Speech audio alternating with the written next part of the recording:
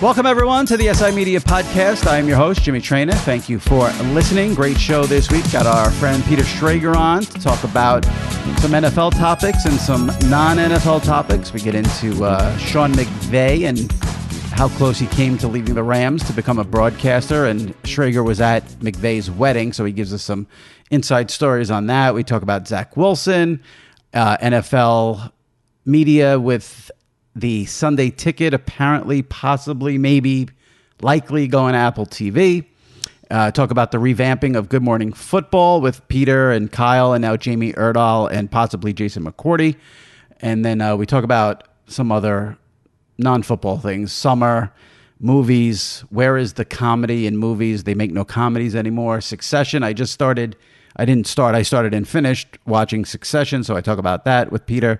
No train of thoughts this week. Sal's on vacation. He'll be back next week.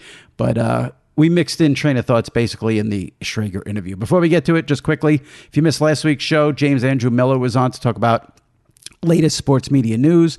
Brian Windhorst of ESPN on 2 weeks ago. Aaron Andrews 3 weeks ago. Scott Van Pelt 4 weeks ago. If you missed any of those, go into the archives. Give them a listen.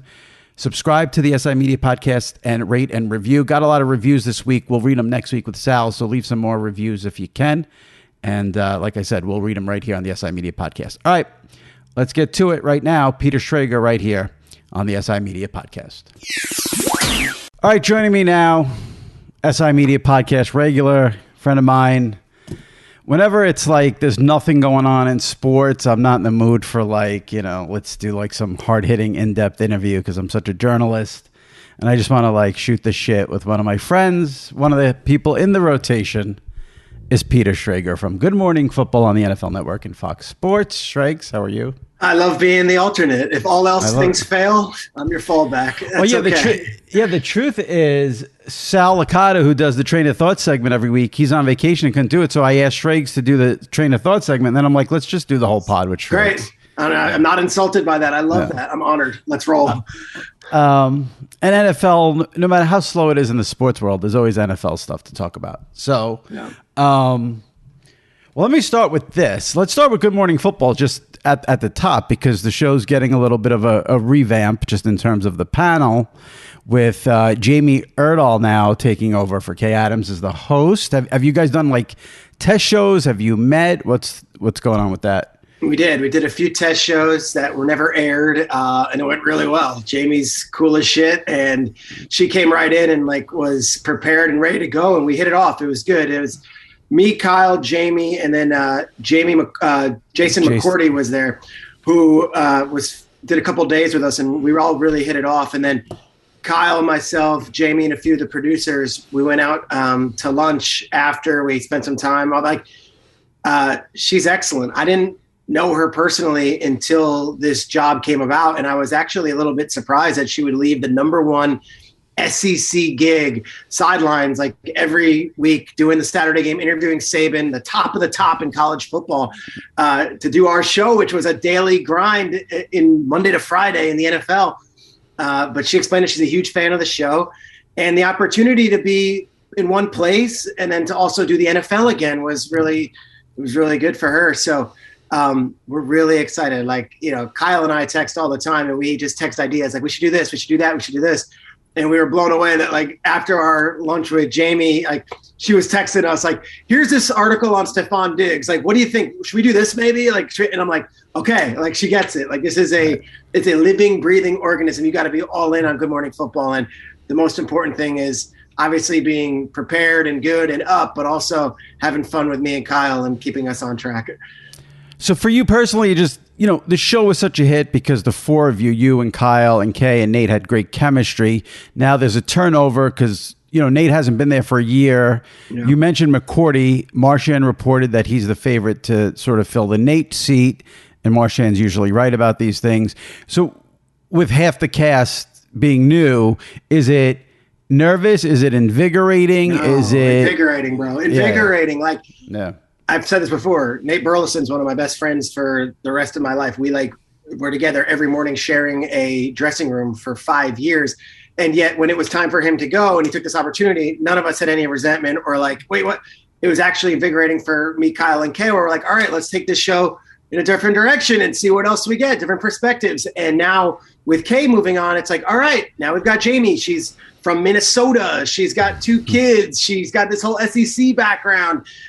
She worked in the NFL for 4 years, working on Iron Eagle's crew. Like, I'm sure she's got stuff there. Like, so it's exciting because every single day, 5 days a week, NFL has, all these different news items, but I kind of could finish Nate's sentences and we kind of knew where Kay was going to go. And at the very least, it's a fresh new start to a new season. And Kyle and I are both like as invigorated and excited to do this with one new co-host and one, whoever the ex-player is going to be.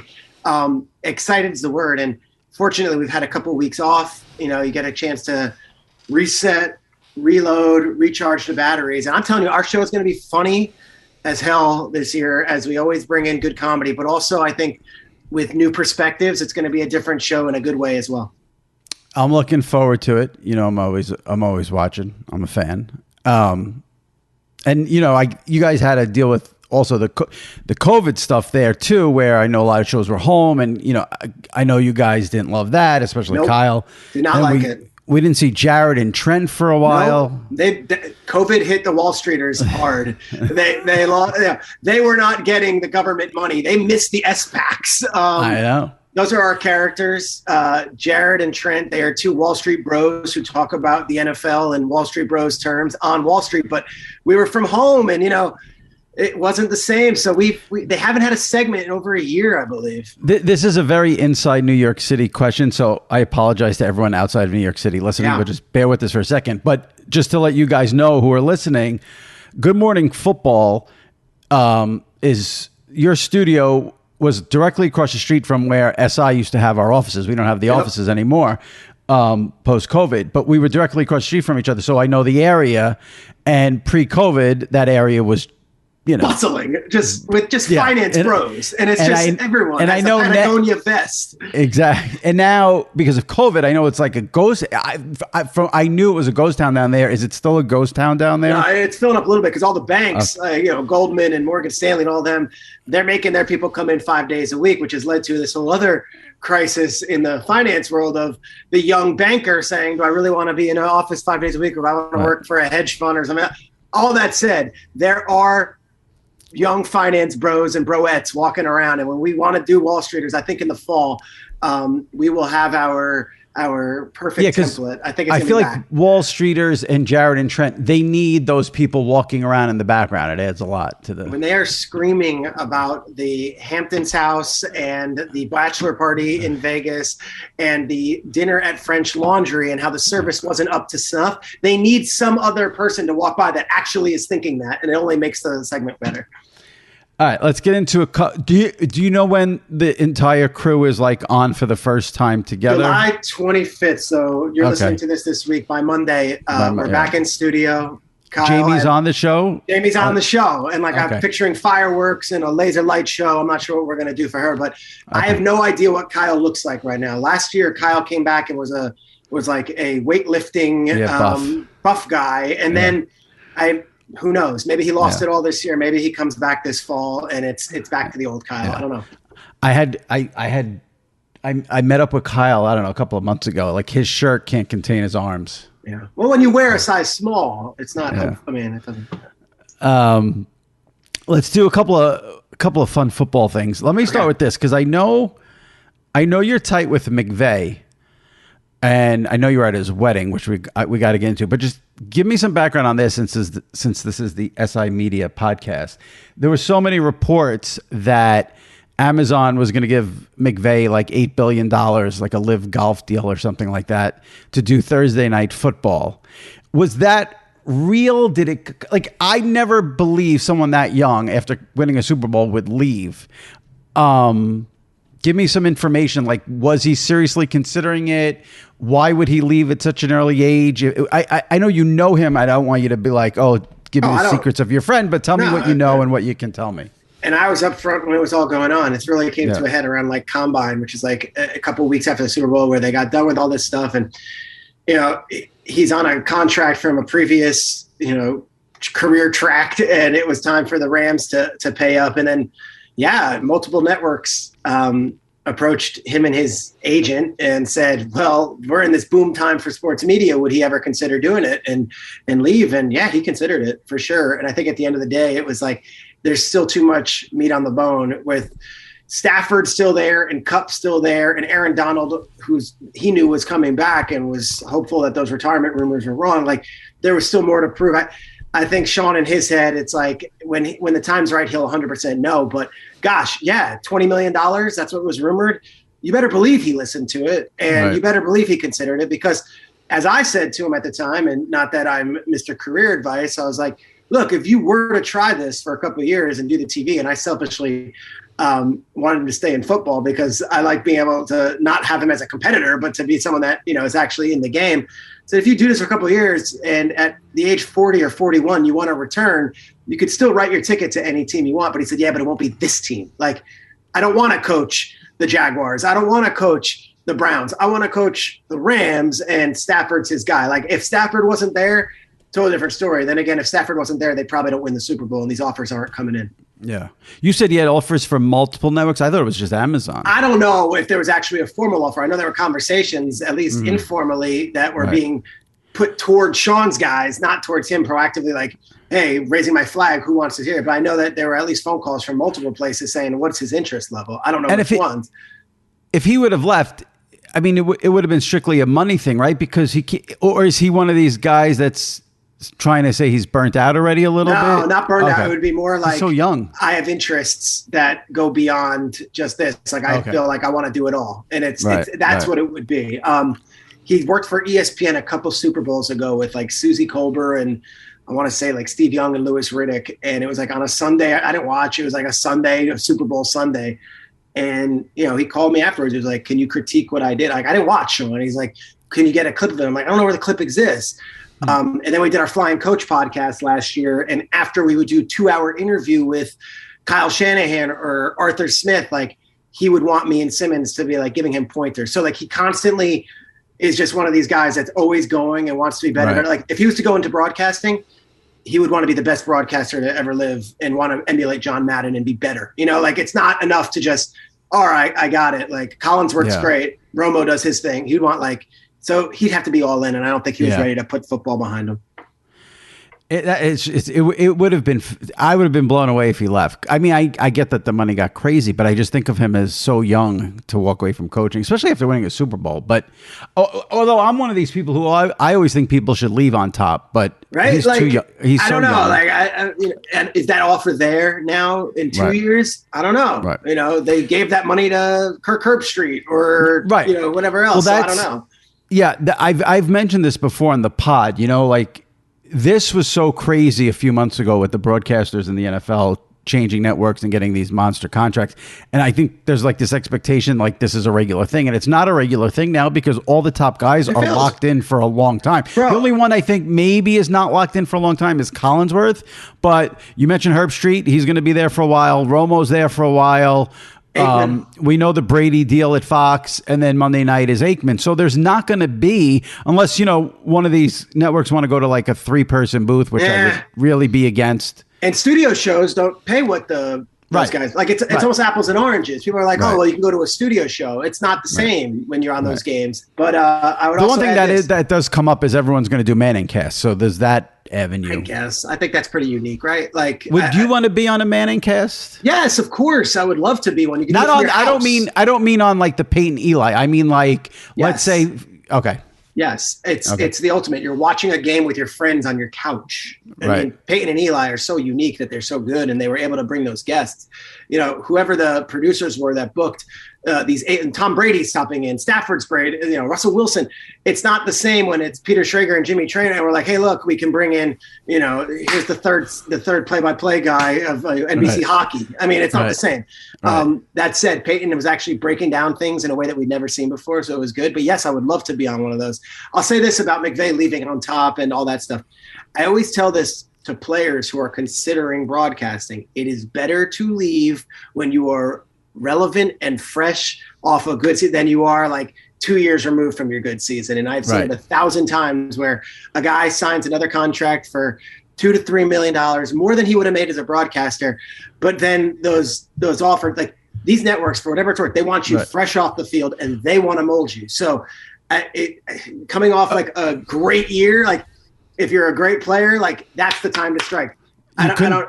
You couldn't be more right. Perfect example of that is Jay Cutler. I mean, Jay Cutler was going to Fox as a number 2 analyst, decided, what did he go back to the Dolphins for that one season? But he made $10 million that year. But my point is he's never ever my point is, though, he's never now brought up as a guy that any networks want to hire as an analyst anymore.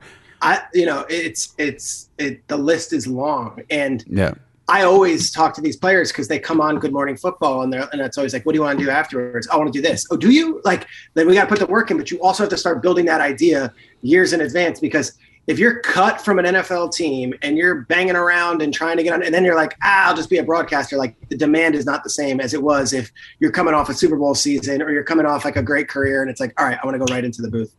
Give me a couple of current players you think would be good, either like on Good Morning Football or as an analyst. Anyone come to the top? Current players who are in the game today. You know, it's funny. Fitzy's doing the Amazon, and that didn't make as much news as some of these other hires. I think Fitzpatrick's going to be great in studio and like funny. I think it didn't make big news because they have 700 people. Amazon. Yeah. Like, who's not working for Amazon on the Thursday night telecast? I think it's just isn't it Sherman, Carissa, Tony Gonzalez, and I think Marshawn Lynch, Aqib Talib. Like they've hired 87 people. I don't know what. So that's probably why the Fitzpatrick thing sort of came away. Who can keep up with it? Like, there was a Taylor Rooks, but they hired Carissa. Is Taylor Rooks on it? I don't know. I don't know, but everyone has been hired by Amazon, it seems like. Not me, not you. Well, you have Fox. You have Fox to keep you busy. I know. Tell me about the McVay wedding. Wait. You want to hear some current players? Yeah. Current players. Young guys or guys who should be retired? Doesn't matter. Either or. You know, I always love the quarterbacks, and I'm like, all right, which quarterback is going to make an impact in this thing? Which quarterback? And like, I start going through like the starting quarterbacks. Obviously, Stafford, if he wants to do this, would be excellent. Like, is in the production meeting, like as you might think he's boring, he's not. He's funny. He's got stories. He's been the number 1 pick. He's got all the things. I think Aaron Rodgers is a fascinating study, and whether you're a fan of Rodgers or not, if he does a phone call with Pat McAfee, I'm clicking in to just hear what he has to say. I think he would be excellent.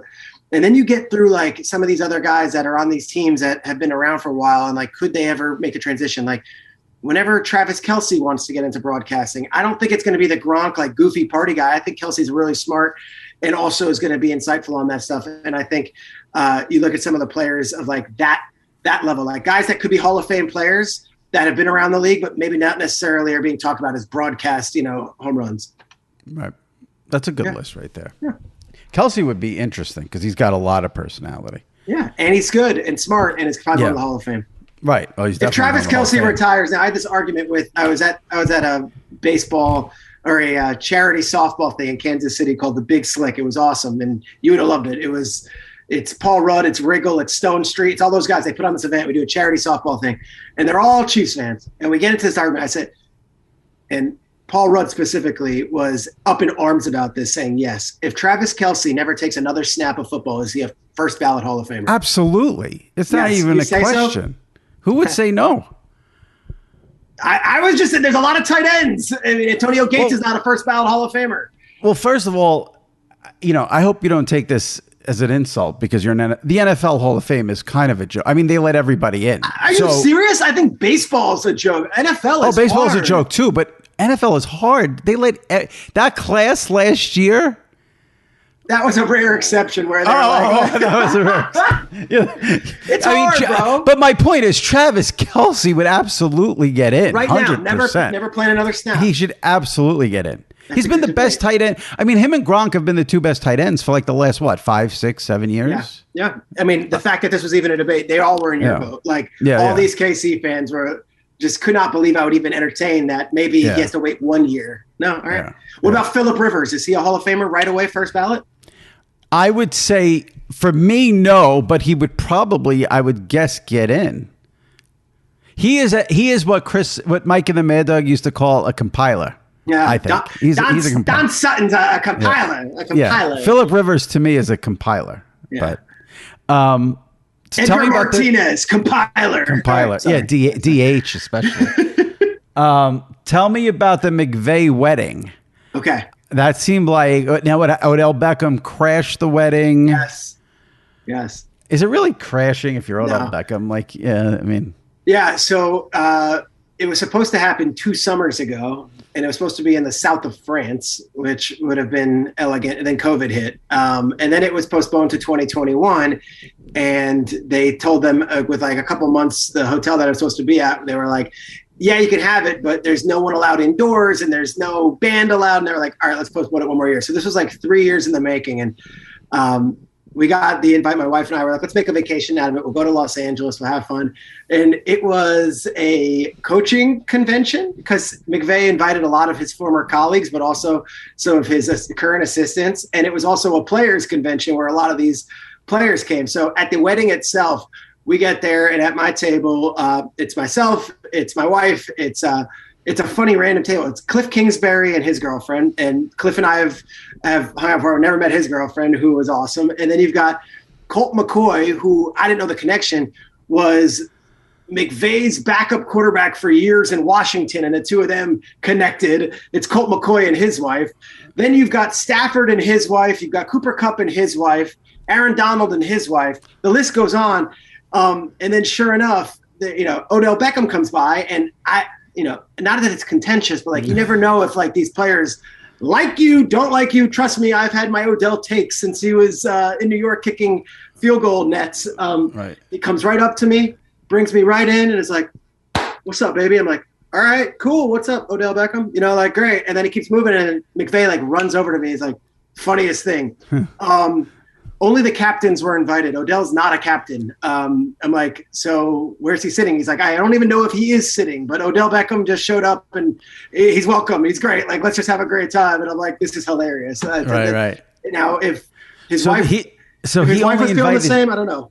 So he only invited the captain. That's it, because that's like a big. It has to be aligned, right? It's a big etiquette thing when you work in an office. Like either you have to invite everybody or nobody. Which so he invited the entire coaching staff if they had, I think, 1 year or more. Like they had to have at least been there for 2 years. So all them with their wives, and then he invited a lot of the assistant coaches that he's had previously, but also a lot of his former colleagues. So Brandon Staley is the head coach of the Chargers. But he used to work for Sean. Then Jay Gruden was there. He used to be Sean's head coach. Like there's an interesting dynamic of all people, but I wasn't the only media guy.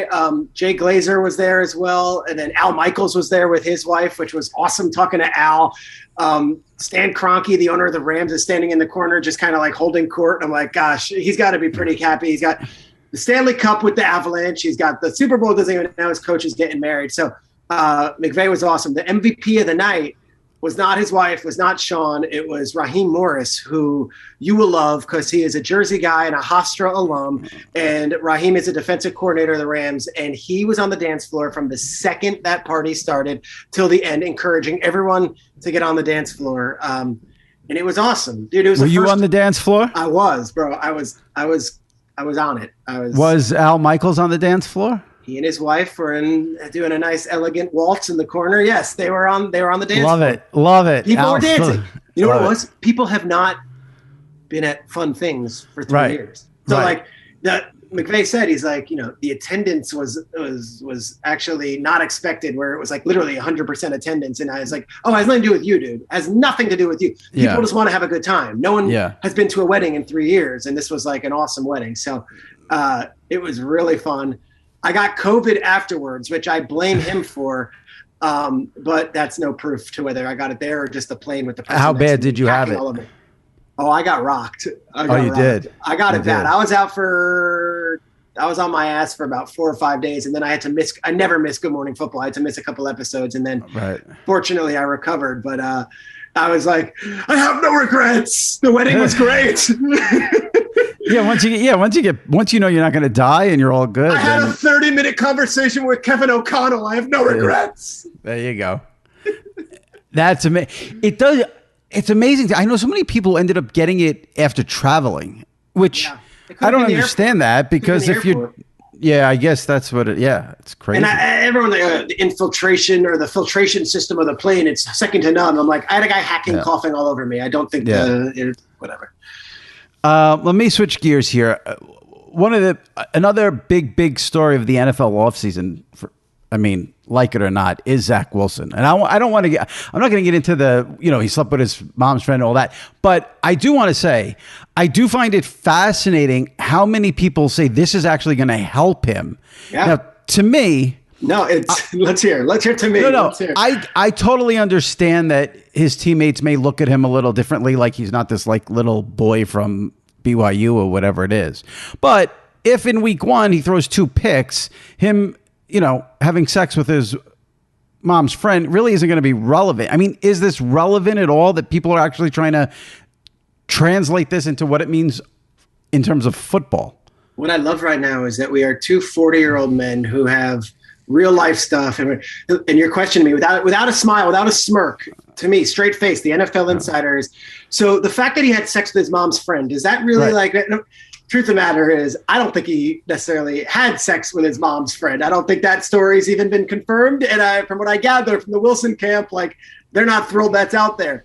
That said, the outpouring of Jets fans thinking that was the coolest thing, and the Stifler's Jets players. Start with the fans, because in this market, the players are going to be moved on. The fans are what matter in New York. Okay, the fans are what matter, and this story, which his ex-girlfriend put out there, and I don't think is necessarily true. I say necessarily because I don't know. Okay, I wasn't there, right. But I would say that the fans suddenly in such and it's not a 2022 topic to be yeah, bro, but this was such a throwback to an 80s movie, or even The Graduate with Anne American Pie or American Pie with Stifler's mom. This was some amazing accomplishment, whatever. The Jets fans, I swear, I'm out in New York, and people come up to me and they're like, bro, he's a dog. What he just did was really badass. Not a lot of people can do that. With serious faces. And I'm like, yeah. So you got that. Crazy. And the players, like you said, he's this wide-eyed, blonde-haired, blue-eyed, 21-year-old kid who's kind of thrown into this New York market. And suddenly you've got Becton and Elijah Moore and Garrett Wilson and all these guys tweeting out these things. And truthfully, I think he was already building towards being the respected guy. I think because his offseason, from what I've heard, I know no one wants to hear actual football, is that he's taken them to Idaho. They've been working out. This guy has put on weight. He looks great. He's finally developing into a new number 1 starter. This story comes from absolute nowhere, and it almost adds a little mystique to him. And it reminds me a little bit when Sanchez first got to the Jets, and it was oh, wow, this guy is got a personality, and there's something to him, and he's young, and the comparison it always leads to. And whether or not Joe Namath slept with his mother's friends or not, there's this idea of the New York Jets quarterback is supposed to be this guy, man about town, bon vivant, a guy who can go into the bar and nod his head like Clark Gable and have things. And if that helps lead to any sort of charisma or confidence, and the fan base is behind him as opposed to against him, well, then I'm all for it. I find it interesting that you're questioning the validity of the story. I don't know, man. Because nobody knows, but I will say I think. I mean, obviously there is a chance it's not true, but I actually think the Wilson camp wants people to think it's true, because he was DMing the guy from Barstool, begging him to take a post down, which that makes me think it's true. And the mom. I got to be careful here because I can't say what I really want to say. What do you really want to say? I mean, the mom should really get off Instagram. I'll just say that. Because she's on Instagram every day being leave my friends alone. And this isn't Jimmy? The friend who he slept with. I mean, Jimmy. Well, I think they're milking this for the mother's milking this. You're a 40-year-old in today's world. How many of these 40-year-old moms and dads just get off Instagram? It is an addiction, and it is a place where they can share their world. And Agreed. They're all start. So but her being on there is affecting her son. That's the issue. Okay. And her going on there talking about leave my friends alone, and this isn't the friend who he slept with, and she should relax. That's all I would say about that. Fun fact about me, if you just want to know, my all-time favorite comedy is American Pie. Okay, let's go through it. What'd you think of American Pie, the sequels? Because the reunion was on recently. Two was good. 2 is good, and then everything after that doesn't count. I thought the reunion was on, and I was shocked with how it was vulgar. And I'm like, gosh, like you go back to American Pie. I don't think they make that movie in 2022. And at the time, I didn't even think it was even borderline offensive. I'm like, this is a great high school movie. I love it. You know, like I feel like every movie and TV show is like that. Any movie and TV show from that era, you watch it and you think, okay, this is not happening today. When was the last time you saw a funny movie? Man, that's a really hard question to answer. I think they've eliminated the genre. Oh, that genre has definitely been eliminated. There's no doubt about that. Not even vulgar or offensive, right? Just funny. A movie that you've laughed at. Got none. I honestly can't even think. I mean, I feel like they don't. Is that a sad state? They don't make. What was the last? Well, the last Sacha Baron Cohen movie, he did another Borat on Amazon, but that wasn't nearly as funny. Politically charged. Another movie I thought I had high hopes for. It was a complete and utter disaster. Coming to America? Total disaster. Bad. Am I allowed to say Coming to America was bad? Like some people are the second one, not the first loyal, one. But they're so loyal to the franchise that they're like, no, the second one was terrible. Terrible. What was the last funny movie? Like, I would love if Trey Parker and Matt Stone, if they came out with like an anime, like the Bob's Burgers movie. Did you see that? It was funny, but it wasn't like you wouldn't go to the theater and like it wasn't like I don't know, man. I have a bad memory too, which doesn't help because I haven't been to the movies since COVID. Not because I'm afraid of COVID. There's nothing I've wanted to see. But there are so many fun. Like, do you listen? Do you listen to a lot of do you listen to comedy podcasts? There are guys like Mark Normand and Joe List. These guys and Sam Morrill, or there's a guy Tim Dillon who's like this like outlandish Long Island like hilarious guy. Like they would never be able to get into movies, and yet they're still doing funny things. It's just like movies aren't looking to invest in comedy anymore. And I'm not one of these action movie thriller. Like, right. I like Top Gun, but like as much as I just name drop Paul Rudd, like it's hard for me to ever imagine myself buying a ticket to go see Thor or one of these things in the movie theater. I would pay for like a new Will Ferrell, Seth Rogen movie, you know?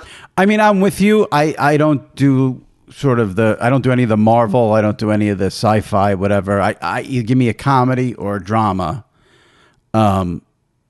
It's just crazy that I really can't think of any comedies. I don't think there's been a comedy. It's just crazy. Yeah. I don't know. Like, what was Will Ferrell's last movie? Don't know. Is there a Sandler movie where like? And yet Will Ferrell does this Righteous Gemstones. He's involved with that, right? Or is he not? He's not even. I don't think he's not even involved in it. That's Kenny Powers. That's the other guys. I don't even know Will Ferrell. I have no idea. Chris Rock. Has Chris Rock made any funny? I'm trying to think of like funny people. He had that movie like Top 5, like which was probably 12 years ago. Which I liked. Yeah. I liked that movie. Yeah, that was 12 years ago, 13 years ago. Comedies are dead. They're dead. It's sad. And if you watch American Pie now, I mean, half the movie is stuff that would not fly today. Would never. I mean, the fact that they're filming a woman on a cam is like right there. I'm like, I'm offended. Right. And that was like the crux of the comedy.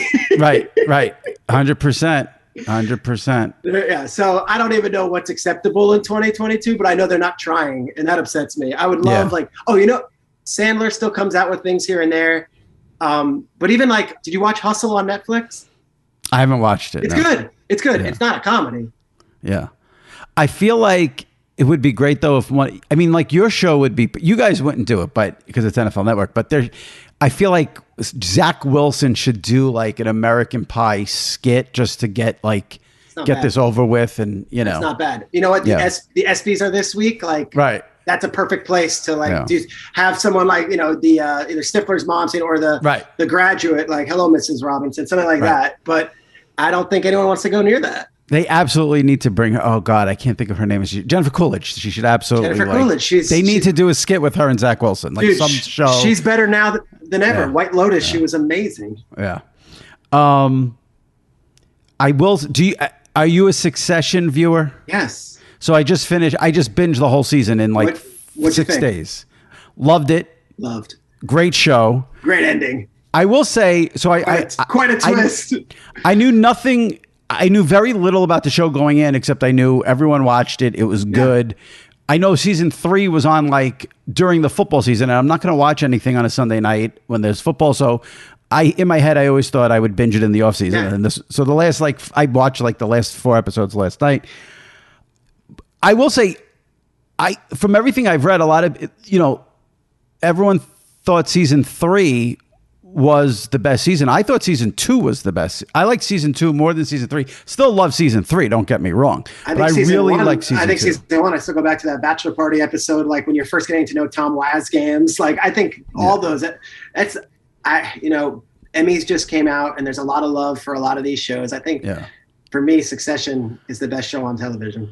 What I came away with, my main thought that I came away with after watching the whole series, great show, without a doubt. I can't believe how good Kieran Culkin is on that show. He's amazing. Oh my God. I was like, why haven't...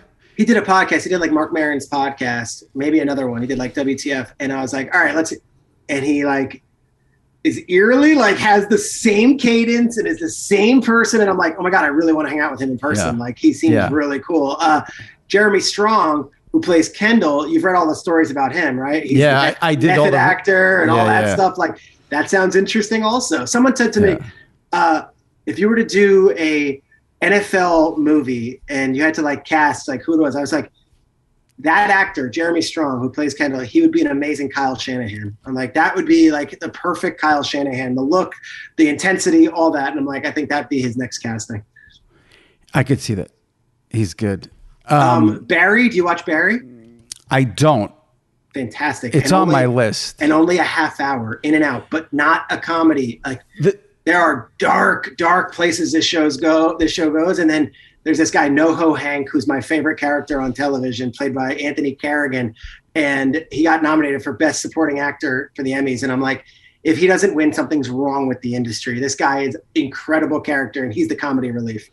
The next show I'm going to watch, I'm going to start it tonight, as a matter of fact. We're taping this on Tuesday afternoon. I'm going to start, is this new show on FX, The Bear? Yeah. Do you watch that? I haven't seen it. No, everyone raves about it.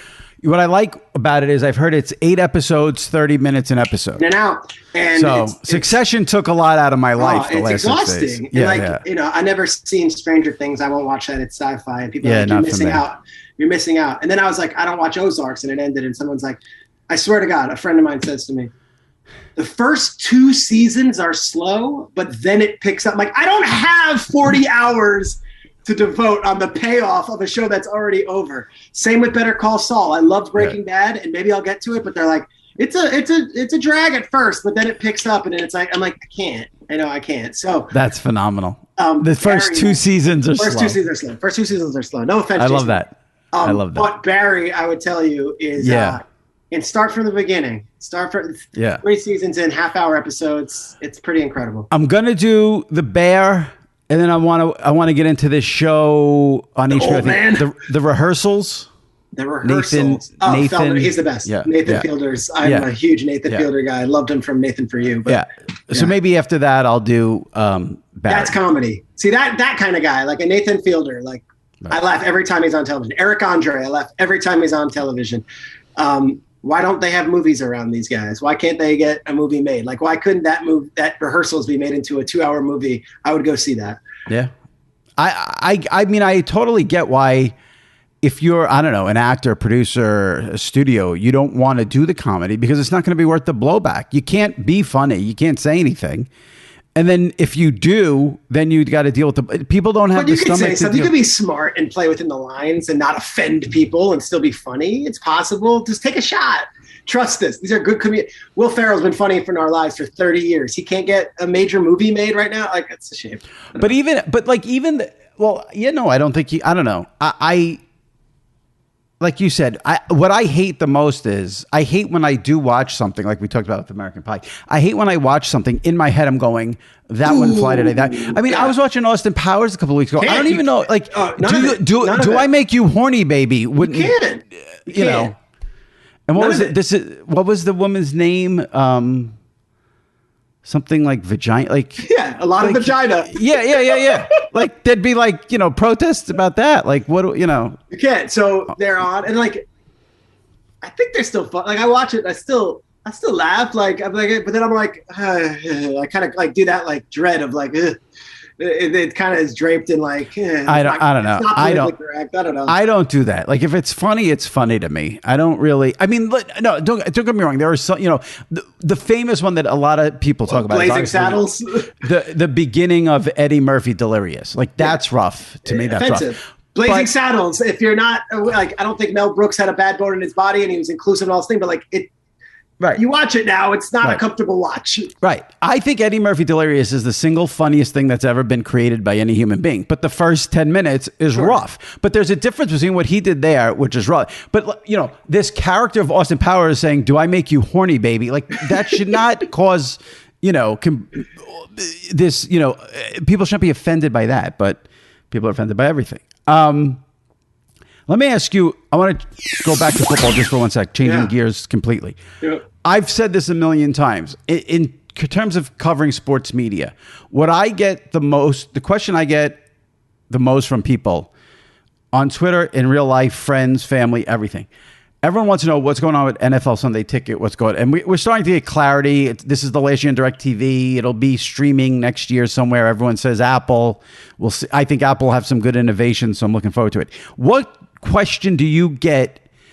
I want to know what you get the most in terms of broadcasting media in NFL world, and then just NFL. What are you always getting from people as an NFL insider, from fans and friends? I think as far as information, like, the Sunday Ticket, I think Commissioner Goodell came out on CNBC last week at that Sun Valley conference and said it's likely going to a streaming service. So you start thinking about the streaming services, that's going to be Amazon, Apple, maybe Disney Plus, maybe one of the Fox or NBC, like Peacock and that. But I think you're looking at Apple and Amazon, and I'm not breaking any news. I think that's what's been reported in the trades. But the thing that I get the most about our show, Good Morning Football, which I think is interesting, is that, I watch you guys on my phone. I watch the clips on Twitter. I watch you guys. I saw a funny thing on Instagram and all that. Very rarely am I getting like, hey, in the 9:15 hour on Thursday, you guys had a great conversation about the future of Ryan Tannehill and Malik Willis. It's how you, so like, I'll go on your podcast, I'll go on Simmons once a week, and I'll go on McAfee and Coward. Those are pretty big platforms, online, streaming, digital, podcasts, whatever. I would say I get more people coming up to me saying, "Dude, I love you on McAfee." Right. For a 5-minute interview that I do with Pat once a week on YouTube, than I get necessarily on, hey, when you broke down how the Arizona Cardinals were able to move the ball against that 49ers defense, that was really good. So to me, it's always interesting in how people are consuming it. And I think people are consuming it more than ever, just from clips and from their phone. Like, I'll be honest, I didn't read the Adam Schefter Washington Post article. I had no real interest in it. I didn't really want it, but like, I've probably read all the clips, and the amount of people that have texted me and I'd be like, "Well, did you read the whole article?" And they're like, "No, but I read what I had to read." Like, right. I think that's the society we're in right now, where you get clips of it and you get it on your phone, and you don't really necessarily are sitting down to read a newspaper article, and you might not be sitting down to watch 3 hours of our show. Right. I read that whole Adam Schefter article. Did you read the whole thing? I read the whole thing. Well, it's part of my job. I heard you. Who were you talking with last week about it? Jim Miller. Yeah, you guys went deep with it. Yeah. Yeah. I don't know. I think it's just funny that article ended up doing more damage than, I'm sure Schefter went in it thinking the article was going to help, and then it ended up doing more damage, which... Did it, though? I don't know. Did it help? Did it hurt him? Well, did it do more damage? No. Did it make anyone flip over and say, "Oh, I'm a fan of this guy," or "This guy's misunderstood," or "This guy works hard"? No. And I think that's what I don't think... I'll just say this.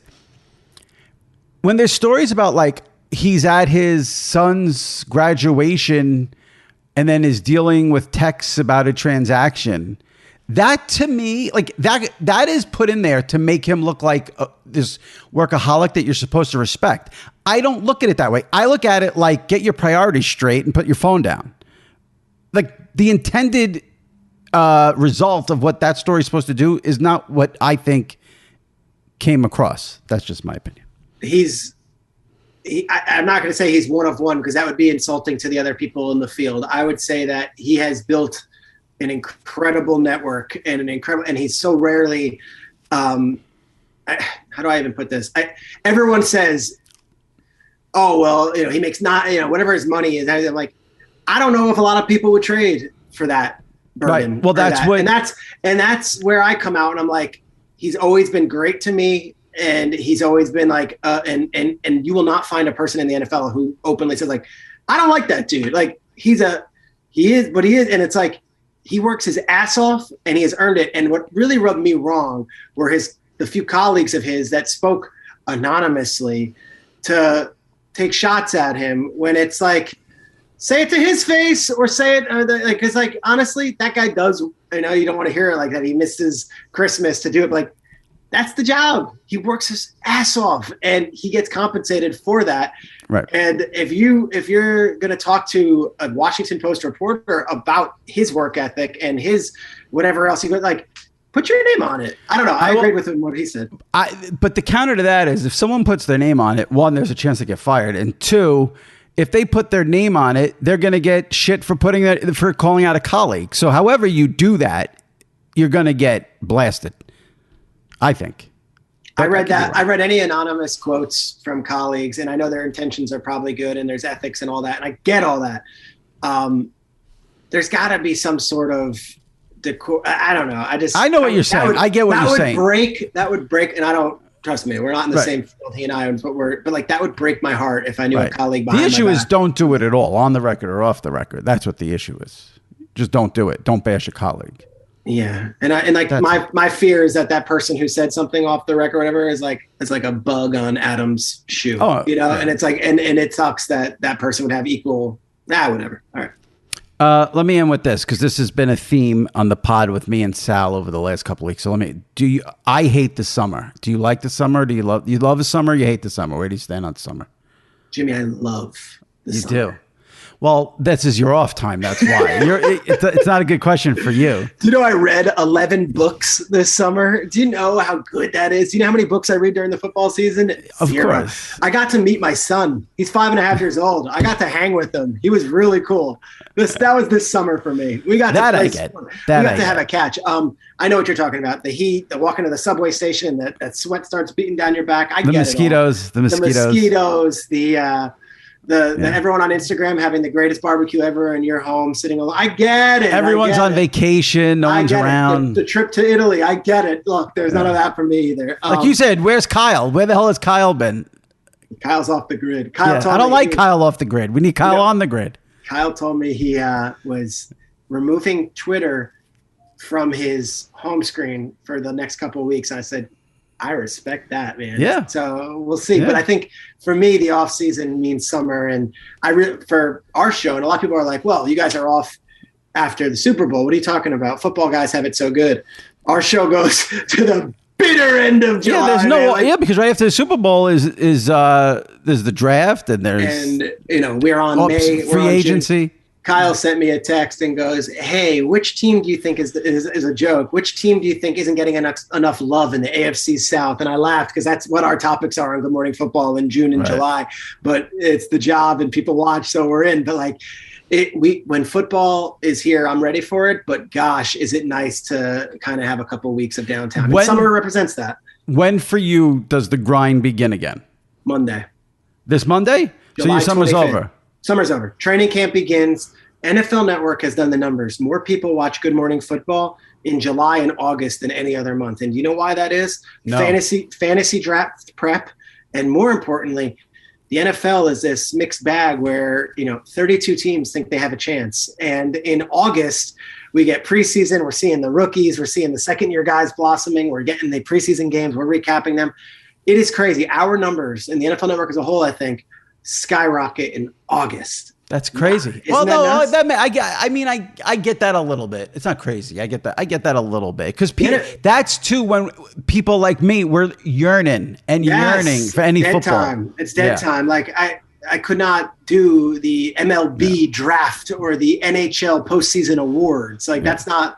But I would also say that with the NFL, different than the other league. Like, it's funny. Like NBA Summer League. Like. Okay, like that's whatever. That's something, but like the NFL is in the perfect time. Like it hits when we are salivating for it. One of the best things the NFL Network does that they have never gotten enough credit for is when they basically show every preseason game. Amazing. I love when they do like the 4 games on a Saturday. They got 3 games on a Sunday. I love that. And they beam into the local feeds. So suddenly you've got this Homer broadcast of like Bills Saints, and you're like, what is this? And it's great. You're watching the fourth quarter, and Ian Book is under center, and you're like, I'm watching. Like, I'm in. I'll promote it because I think it's my job as an NFL Network employee. But on July 25th, it's not just us, Good Morning Football. Like, we do this show called Inside Training Camp where we're going place to place to place, and it's almost like the red zone for training camp. And it's like we're bouncing, and we've got Jane Slater in Dallas, and then we've got Cameron Wolf at the Dolphins. What's Tyreek Hill look like? And then July 30th is a Saturday, and they're calling it Back to Football Saturday. And like all the NFL Network is going to be at all the places, and it's like the official welcome back to football. So if you've learned anything from my time at Good Morning Football in the NFL, we have turned the schedule release into an event. Oh, yeah. We have turned we had a show about the announcement of the international games in May, and people tuned in to see. So the Back to Football Saturday, and it's produced by a guy, Mike Connor, and it's like it's his brainchild. He's awesome. I think that's a good little new thing to have on July 30th, Saturday. Toss it on. You're getting all your football. All right.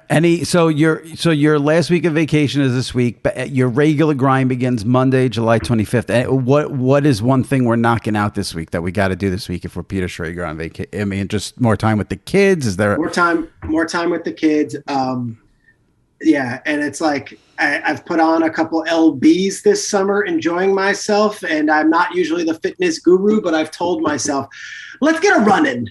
Let's get a bike ride in. Let's try something to at least give the impression to the viewers that I've been at it and working and trying to get into mid-season shape. Pick another week for that, because it's supposed to be like 95 all week. What's like the downfall for people? Like, what puts on the LBs? What's like the go-to that you like when you pizza, do it? Pizza every meal. My kid only eats pizza, pasta, and bagels, and it's like so I have to eat with him. How old is your kid? 5? 5 and a half. I could be best friends with him. Like are you a gummy bear fan? No. Any kind? Pizza, pasta, and bagels. I don't even eat the pizza. No, I'm not a gummy bear. I'm not a candy person. Because if you work for the company Haribo, which is my son might as well be the spokesperson for it, and you better believe I'm taking a bite of one of them every single time. But if they got rid of every single food on the planet except for pasta and bagels, I'd be the happiest person in the world. I know. I get it, dude. It's terrible. I get it. Terrible. And then there's this other little wrinkle that I've now fallen into a little bit, and it wasn't always the case, but it's kind of like a new thing. Like the mid-afternoon before dinner snack, that's a new, and that could be anything from a plate of Tostitos chips with some shredded cheddar and maybe a little salsa on it, like homemade, or that's where you get your blueberry muffin. Like, all right, I'm going to try this and just nibble on it. So I think that extra fourth meal hasn't been so advantageous. Yeah. That's what happens when there's no work, I feel like. That's it. When you're in your vacation mode. You enjoy it. You only live once. I've been growing out a beard too, so we'll see. All right. Well, Monday you'll enjoy this week. Don't go on any runs this week. Eat the blueberry muffin, and then on Monday you tighten it up. Thanks, dude. I appreciate you. Right. Shags, be well. Enjoy your week off, and looking forward to Good Morning Football with the new cast. Can't wait to see it. Thank you so much. Congrats on your Yankees. I know that Gallo keeps you up at night, but everything's going to be all right, dude. And I got the Jeter doc now. Yeah, I saw you shilling for that. Really, loved dude? It. Oh, come on. Loved it. I was falling asleep during the trailer, bro. Like, okay, Jeter's great. I get it. Oh, the paparazzi. I get it. Listen, words matter. When I tweeted about it, I said, if you are a Yankees fan, I was very careful. I am a Yankees fan. Well, how could you not like the Jeter documentary then? How much Scott Brocious, Randy Velarde, Pat Kelly, Alvaro Espinoza, how much of that am I getting? Or is it just going to be okay, then I'm not watching. All right. You're a Yankee fan. Okay. You don't want to hear Andy Stankiewicz get interviewed for this thing or no? Do we not interview Andy Stankiewicz? Listen, I would love a documentary on those players when the Yankees were shitty. This is about the World Series teams. Is Mike Pagliarulo interviewed or not? God, everyone's a hater. Give me a a 7-part Steve Balboni documentary, and I'll watch. I know enough about Jeter. I get it. You know, it's funny. People complain that Jeter doesn't say anything. Jeter's boring. Jeter's this, and then he goes and he actually gives you something, and then people still have issues. Can't please everyone. Okay. He opened up on this doc. I'm gonna watch it because you're putting your name on it. Like I'm just saying, he talked about the things I've always wanted to hear him talk about. When David Wells showed them up on the drop pop up, great stuff from Jeter on that. Chad Curtis got pissed at Jeter because Jeter was laughing with A-Rod when the Yankees and Mariners have a ball. He talks about that. He talked the whole thing with A-Rod. There's a fascinating bit in there when A-Rod came to the Yankees and him and Jeter weren't getting along and they tried to talk it out. And Jeter said to A-Rod, like, I don't understand why you'd come here and move to third base. Like to hear Jeter talk about that, I thought was fascinating. No, look, it's a dead time, and I definitely will watch the first episode. And I'm the same guy that watched The Last Dance religiously, and I watched Tom versus Time, and I watched Brady's new thing, and I'll watch it all. I love it. I'll consume it. Yeah. But gosh, they give you a couple free previews, Jimmy, and you're suddenly doing flips. Like, relax, dude. I wouldn't say it was good if it wasn't good. I mean, gosh, how easy are you to buy off? I mean, it's unbelievable. Here, Jimmy, here's a couple episodes. Oh my God, it's the greatest thing. Oh, wait till you guys see it. We will. Listen, I would not say it was good if it wasn't good. I wouldn't lie. Listen, who's been the biggest promoter of Good Morning Football from day one? You. Okay, so don't start questioning my credibility. Thank you. Do you realize we won the Emmy this year, which is like best show and all this stuff, and we're getting all these texts, and it's so good. Nothing meant more than when you wrote a blurb about us in year one in like November, and you're like, top 20 like people in sports media are like, Kay Adams, number 7. Like, she's a really good host of a fun show. And I'm like, someone's recognizing the work we're doing. Yeah. Like that's what you guys, I'll never forget it because I wrote a thing saying that your show is the best sports morning show on television. And you guys used that line in a promo for like 2 years, like Sports Illustrated says. And I'm like, who said that? Oh, I'm like, oh yeah, that was me. I think Bill Simmons also like once tweeted like, this show is fun. And they did a full campaign and it was like, quoting Bill Simmons, and he's like, slow down. Well, I remember when I saw that, I texted you and Kyle. I said, I'm out because Bill said it, so Bill's got way more, And his take was not, it's the best show. It was like, this show is mildly entertaining. That's too good. All right. Thanks, dude. Take care. All right, be well. All right, my thanks to Peter Schrager. Always a fun conversation with him. Can't wait to see the revamped Good Morning Football. Sal will be back next week for Train of Thoughts. If you missed any recent episodes of the SI Media podcast, go into the archives, check them out. James Andrew Miller last week, Brian Windhorst 2 weeks ago, Aaron Andrews 3 weeks ago, Scott Van Pelt 4 weeks ago, all those interviews in the archives. Listen, subscribe, rate, and review. And if you leave a review on Apple for the pod, I will read it probably next week right here. So do that, and hopefully you enjoyed Schrager. I know I did. And we'll see you next week right here on the SI Media podcast. Stay safe. Take care.